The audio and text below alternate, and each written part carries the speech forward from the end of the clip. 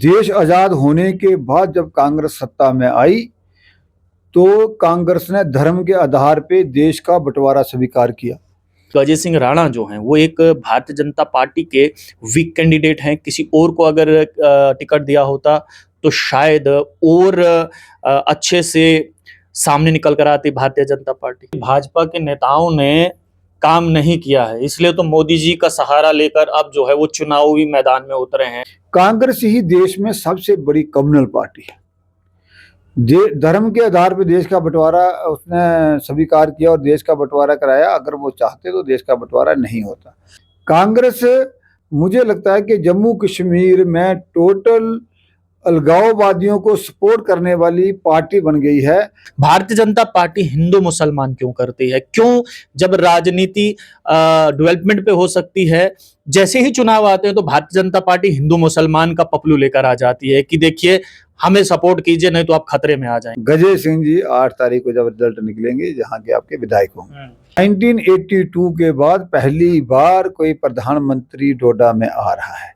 इस समय मेरे साथ जम्मू कश्मीर भारतीय जनता पार्टी के वरिष्ठ नेता और जम्मू म्युनिसिपल कॉरपोरेशन के पूर्व डिप्टी मेयर बलदेव सिंह बलोरिया हैं। बलोरिया साहब, चुनावी माहौल है और आपको जिम्मा दिया गया है जिला डोडा का, आप घूम रहे हैं, हम देख रहे हैं। क्या लगता है, खासकर अगर हम डोडा ईस्ट की बात करें तो मुकाबला कड़ा है। अब्दुल मजीद वानी हैं, खालिद नजीब सरवर्दी हैं, शेख रियाज कांग्रेस के हैं और साथ ही साथ महराज मलिक, बड़े नाम हैं यहाँ पर। सबसे ज्यादा कंपटीशन किस पार्टी के साथ, किस नाम के साथ? बताऊं कि डोडा में मैंने पहले भी बहुत काम किया है, प्रभारी रहा हूं। जब डीडीसी की इलेक्शन हुई थी तो तब भी मैं प्रभारी था और हमने बड़े अच्छे तरीके से जहाँ पे डीडीसी का चुनाव जीता था और चेयरमैन वाइस चेयरमैन अपने बनाए थे। और इसी तरह मैं देख रहा हूँ कि जो आप डोडा सीट की बात कर रहे हो, इस वक्त हम डोडा सीट बड़े अच्छे तरीके से जीत रहे हैं। टफ कंपटीशन था हमारा, लेकिन टफ कंपटीशन में भी जो समीकरण बन रहे हैं और जिस तरह लोग राष्ट्रवाद की ओर जहाँ पे आगे बढ़ रहे हैं और भारतीय जनता पार्टी की मेरे बड़े लोगों से बात हुई है, नीतियों को पसंद कर रहे हैं, लोग विकास के साथ चलना चाहते हैं। तो मुझे डोडा के लोगों ने कभी भी भारतीय जनता पार्टी से 2014 के बाद मुंह नहीं मोड़ा। चाहे डोडा वैली ने पहली बार दोनों विधानसभा में दोनों विधायक हमें दिए, भारतीय जनता पार्टी को दिए। उसके बाद जब चुनाव हुआ तो हमें डीडीसी के चुनाव में जिताया और हमारी यहाँ पे कौंसिल बनाई। और इस बार भी मैं उम्मीद करता हूं कि डोडा वैली से तीनों सीटें जो हैं वो भारतीय जनता पार्टी को जाएंगी। एवं पूरा विश्वास है, मुझे लोगों पे विश्वास है और जो वक्त काम कर रहे हैं। और देश के प्रधानमंत्री नरेंद्र भाई मोदी जी भी 14 तारीख जहाँ आए हैं, रही वही कसर वहाँ पूरी हो जाएगी और पूरी उम्मीद है कि तीनों सीटें हम जीतेंगे।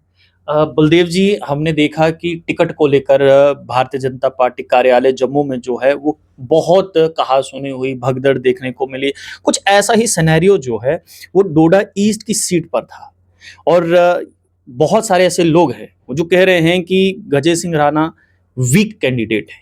आपको लगता है कि क्या वाकई में गजय सिंह राणा जो हैं वो एक भारतीय जनता पार्टी के वीक कैंडिडेट हैं? किसी और को अगर टिकट दिया होता तो शायद और अच्छे से सामने निकल कर आती भारतीय जनता पार्टी।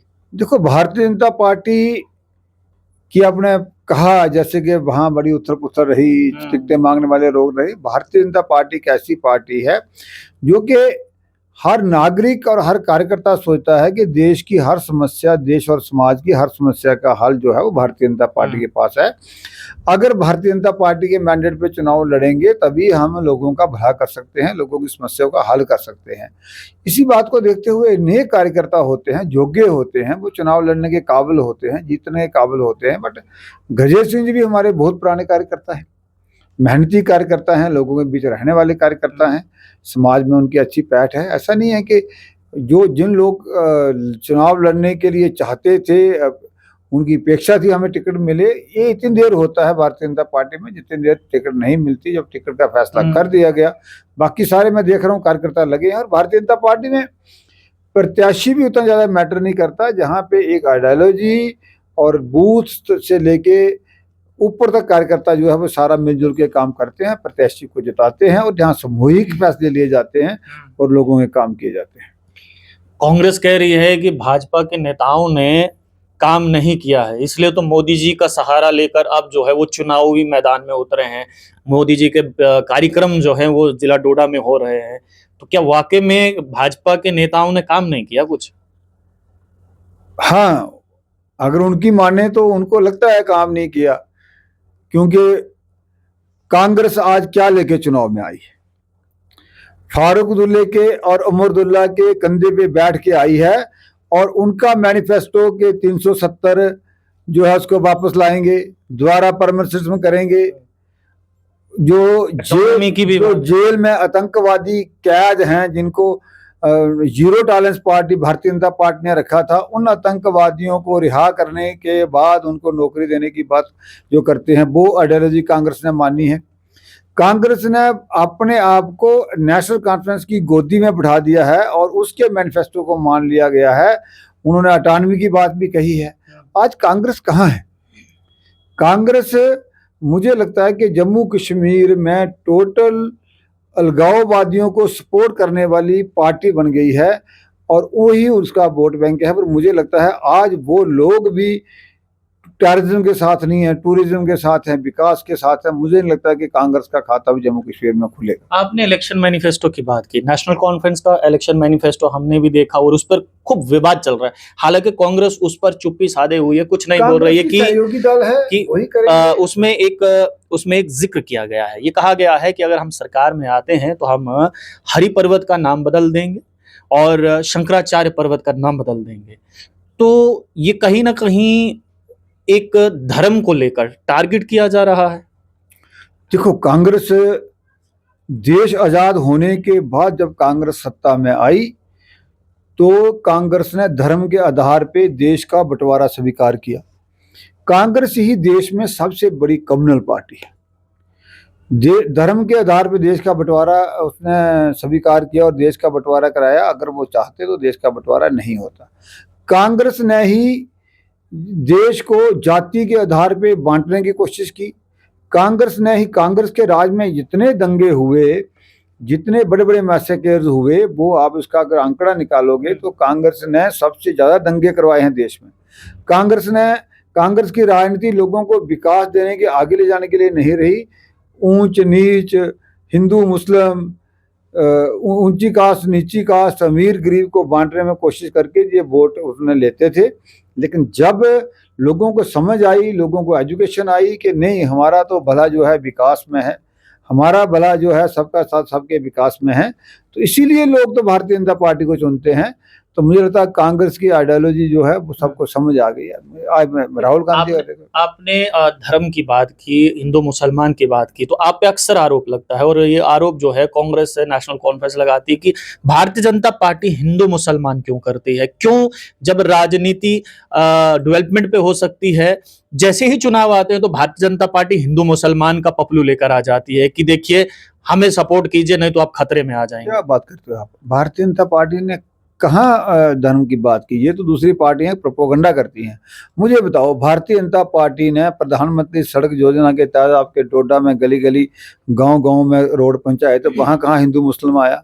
भारतीय जनता पार्टी की ही लोगों ने, जहाँ पे हमारी डीडीसी काउंसिल बनी है, इन्होंने हजारों लोगों को मकान रहने के लिए दिए हैं। जो प्रधानमंत्री आवास योजना है उसमें मकान दिए हैं। उन मकानों में कहाँ हिंदू मुसलमान पूछा गया? हर व्यक्ति को दिया गया। कांग्रेस के समय में 200 रुपये महीना पेंशन मिलती थी, आज 1000 रुपये महीना पेंशन मिल रही है। और सरकार ने, हमारी भारतीय जनता पार्टी ने मैनिफेस्टो में रखा है कि इस इलेक्शन के बाद हम 3000 रुपये महीना पेंशन देंगे। कोई हिंदू मुसलमान नहीं, किसी को कुछ नहीं पूछा जाता। सबसे ज्यादा उन लोगों ने इसका बेनिफिट लिया है।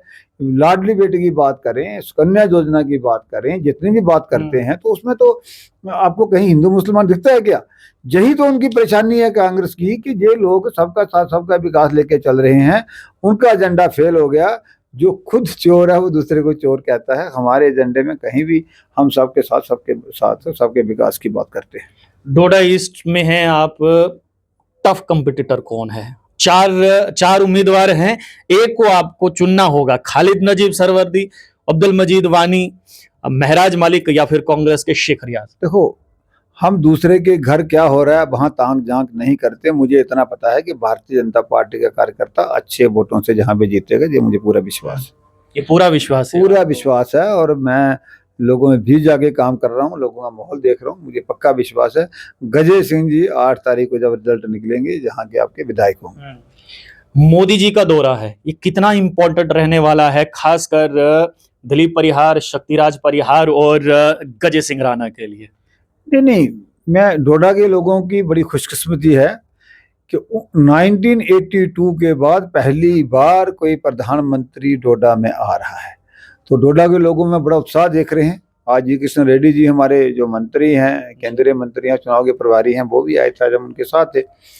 तो डोडा के लोगों में बड़ा उत्साह है। जब आते हैं तो लोग कहते हैं जगह कम है, लोग बहुत ज़्यादा हो जाएंगे, कहाँ ठहरेंगे। लेकिन ये मैं कहता हूँ कि खाली डोडा ही नहीं, रेस्ट वाइल किश्तवाड़ की बात कर लें, रामनगर की बात कर लें, बिढ़ाल की बात कर लें, ये सारे एरिए पे 8 विधानसभा को कवर करेगा और मोदी जी पूरे जम्मू कश्मीर को एड्रेस करेंगे, जहाँ से चुनाव की एक गति पकड़ेगी। और खासकर ये 3 सीटें हैं, मुझे लगता है ये जो छोटी मोटी कसर रह भी जाएगी तो ये मोदी जी के आने से, जब मोदी जी अपनी बात लोगों को समझाएंगे तो उनको अपील करेगी और ये 3 सीटें अच्छे मार्जिन से जीतेगी। आखिरी सवाल, अब की बार कितनी बार? अब की बार भारतीय जनता पार्टी की सरकार, जितनी सीटें चाहिए उससे ज्यादा सीटें हम लेके जीतेंगे, सरकार बनाएंगे। चलिए, बहुत शुक्रिया बातचीत करने के लिए। बलदेव सिंह बलोरिया बातचीत कर रहे थे। अब की बार कितनी बार ये तो इन्होंने नहीं बताया, लेकिन ये जरूर कहा है कि अब की बार भारतीय जनता पार्टी की सरकार। अब 8 तारीख को पता चलेगा कि डोडा ईस्ट का अगला विधायक कौन और जम्मू कश्मीर में किसकी सरकार बन रही है और जम्मू कश्मीर का अगला मुख्यमंत्री कौन बनने वाला है।